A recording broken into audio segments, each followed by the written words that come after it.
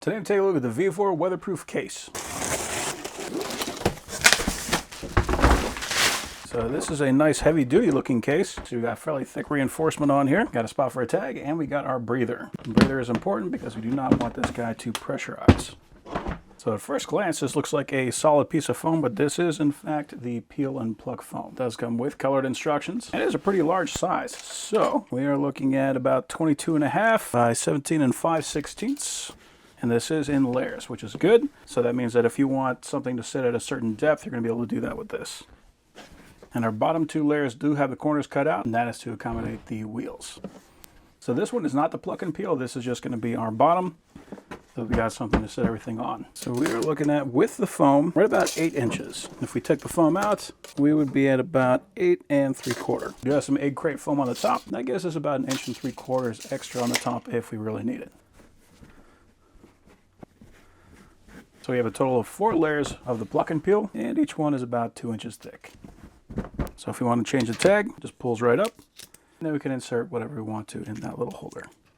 We got 4 spots on here where we can attach a lock. Those are drilled all the way through to the lid. And I do appreciate how thick these clips are, and they're also 2-piece. So that is going to allow us to pop these things open, but actually having to rip the hook off of the lip. The pluck and peel does have a wall, so this is going to line the entire outside, even if you took all of the inside material out. And that wall is about 5/8 thick, or about 2 centimeters.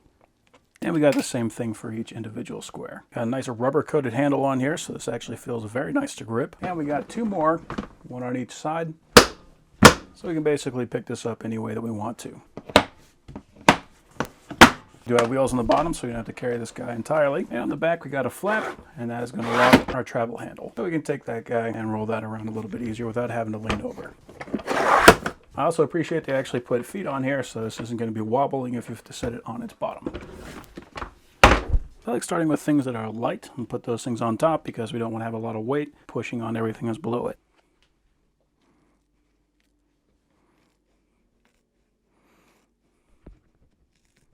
And I always start out peeling out just a little bit underneath what I'm going to be needing. In other words, a slightly smaller size, and just to see if I can squeeze it in there.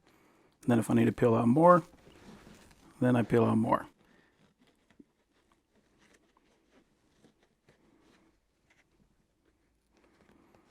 Yeah, that'll work.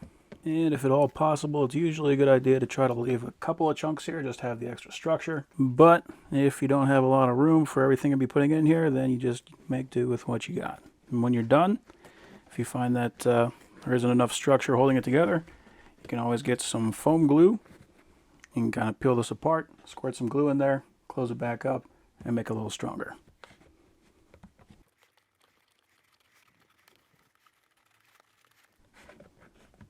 Alright. It is nice having these things up a little bit. That is going to mean that it is closer to the egg crate. So if somebody slams it on the top, then it is possible that this could get damaged. If you want to, you could just cut into that next layer and push these deeper in. That is really going to be up to you. For a lot of this stuff, this is going to be perfectly fine. Again, we got about 2 inches above this, so it's going to be foam before it actually hits the plastic on the case. So you can see my old case, you can see my new case. This one is considerably larger, but of course, as you get new stuff, it doesn't all fit in the old case anymore. That is why I wanted this upgrade. Plus the fact that I'm not going to have to take this camera apart anymore. I used to have to carry the screen separately. With this, I'm going to be able to have it mostly assembled, so I can just pull it out and start recording. Now, I've done this a couple of times before, and this whole process ends up taking about 3 hours. So you do want to dedicate some time for yourself, but when you're done, as long as you take your time, make it the way that you want it, then this thing can last you a very long time. So overall, that is a very nice case.